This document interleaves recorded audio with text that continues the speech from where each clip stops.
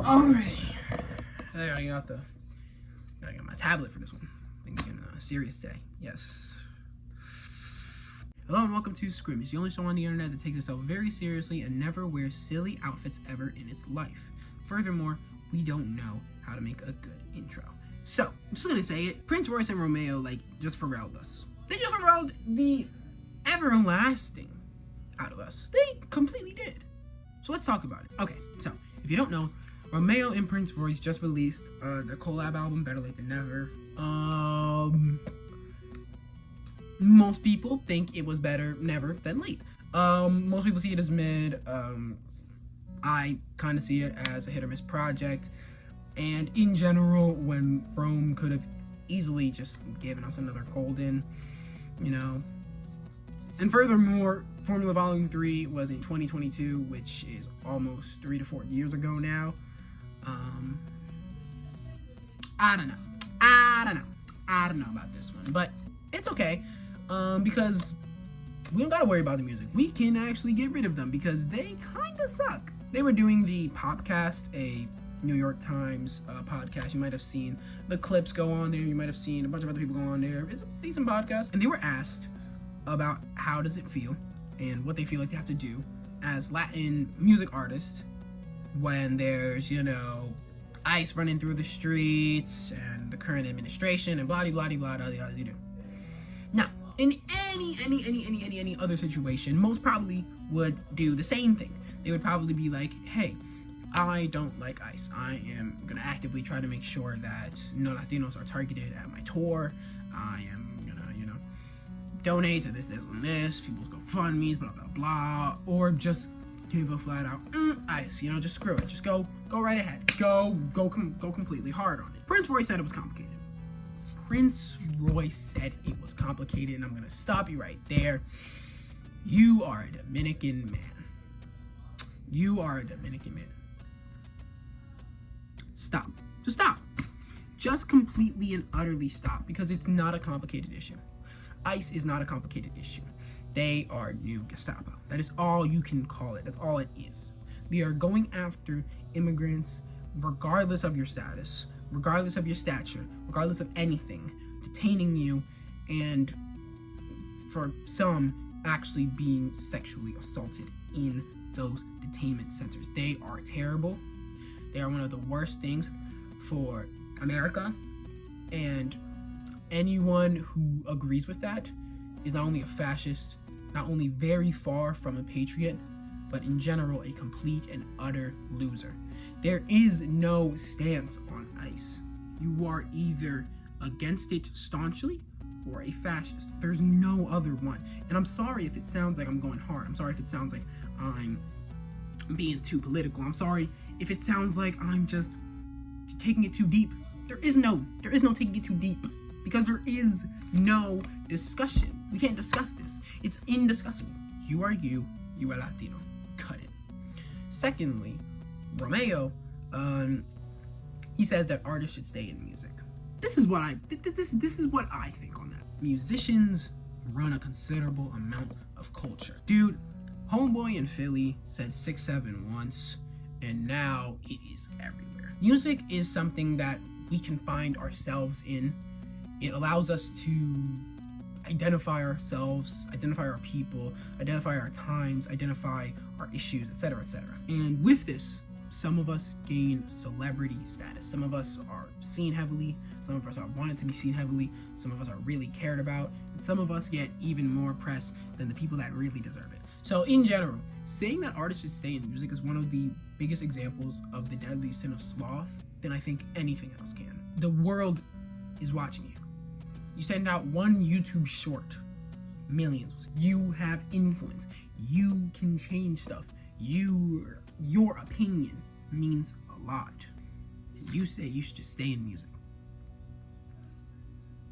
You say you should just stay in music when your Latino brothers and sisters and siblings are being completely wiped off the face of American soil by masked agents.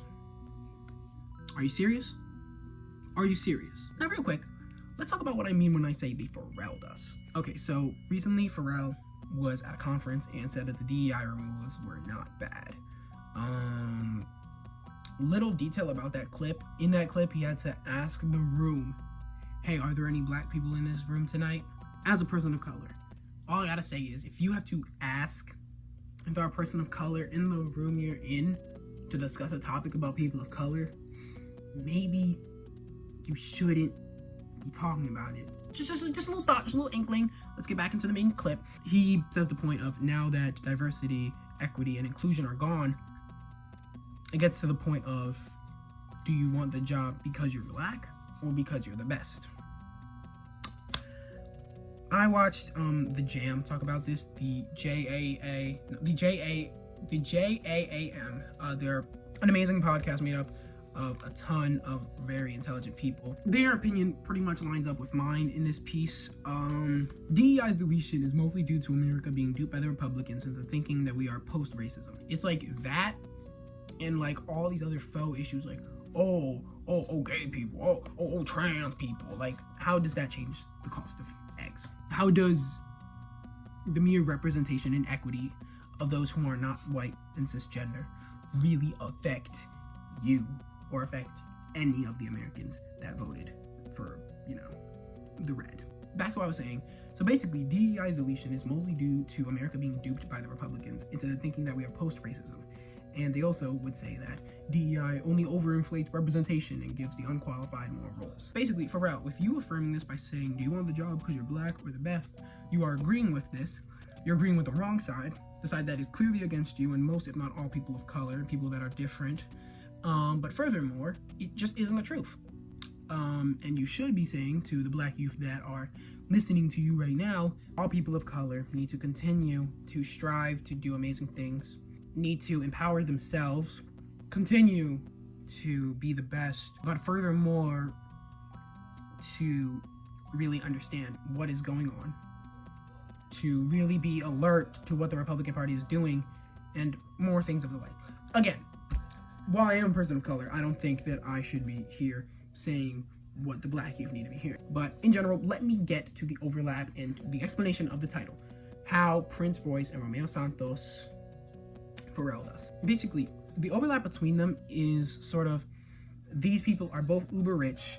They don't really care about the common man because they are not it anymore.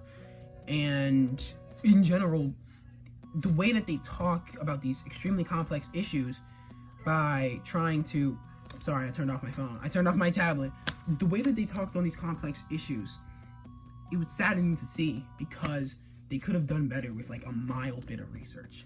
This scrimmage video right now, which has barely anything, barely anything when it comes to, talking points and written down material, is probably a better analysis on ICE in America and the removal of DEI than anything the either of them have said. And I know Pharrell did his little repeat, but it came off very much like, oh, the reporter's trying to take me down, or, oh, you strangled up my words. No, dude, there is no way. You are a fence sitter, okay? All I'm saying is, Pharrell, you sung at a gala in 2016. You sung Happy at a gala for Israel to get more funds for their military to go ahead and continue to terribly, just to harm more Palestinians, women and children and innocent people who haven't done jack squat. It really saddens me for people who probably, for just the amount of lack of care from both parties, Pharrell and Prince Royce and Romeo, shows that we need to stop caring about celebrities, and when they stop caring about us, we need to stop giving them $1 or even a minute bit of a cent. I don't care. I do not give one singular care. Forget separating the art from the artist. Again, I said this as a bit in Scrimmij Fans Concoction, but we can't separate the art from the artist unless if you are really out here pirate baying in the big 2025, okay? Sorry, but go ahead and block these artists. Go ahead and block Kanye. Go ahead and block Nicki. Go ahead and block Prince Royce and Romeo. I'm sorry. And go ahead and block Pharrell. Whoa. Wow, asking of the bare minimum. Scrimmij has really gone off the deep end this time. Listen. I'm just being a grown man here. I'm just trying to be a grown man and try to move you to be more independent. Stop caring about celebrities who don't give a care at all about your life. Uplift more independent musicians who are doing more for their genres, doing more for their fans, caring more for their fans, and give them more money, okay? Like, dude, there's so many independent names right now who, like, just completely blow a considerable amount of these, like, labels, people out of the water. Kid Tokyo, Jimmy Poindexter, Drusa. While she is signed, she's pretty underground. Go check out Mariba. Well, underground, but you know what I mean. She ain't on the charts popping. You feel me? And that's a big shame. Moochie, Odwin with the Just Have Fun like albums. Zachary Campbell, dude. Zachary Campbell and Nicki Jakey are the only two like content online creatives that have, in my eyes, genuinely made 10 out of 10 records. Dude, Midnight Bodies is an EP. Fire. Rom-com took so long, was delayed for so long, and is still a classic. Yeah, y'all still want to talk. Yeah, y'all still want to do this. Bottom line, Romeo Santos and Prince Royce completely Pharrelled us. Pharrell, Prince Royce, Romeo Santos, and a ton of these people who can't even be bothered to say bump ICE or free Gaza or any of these things don't deserve your dollar. Start blocking these artists. Really get to the bottom of who they are as a person. Stop thinking that separating the art from the artist is really and truly possible in the big 2025. And in general, start asking more. Okay? Start asking more of the people you watch. That's it. In general, I have been Scrimmij. If you enjoyed this, please feel free to let me know in the comments. If you have counterpoints, go ahead and drop them in the comments. Barbs. See, I told you, other people can be bad people, okay? Okay? I'm kidding. The Barbs were not really that mean. A lot of people like to treat y'all like I'm gonna freaking airstrike people's houses if they say anything out of line. In general, most of you just mildly cursed me out, and then I just said what I felt in the comments and kept things very civil. Yeah, that's it. So yeah, I'm at Scrimmij. Thanks so much for watching, and please come back tomorrow for more Scrimmijmas.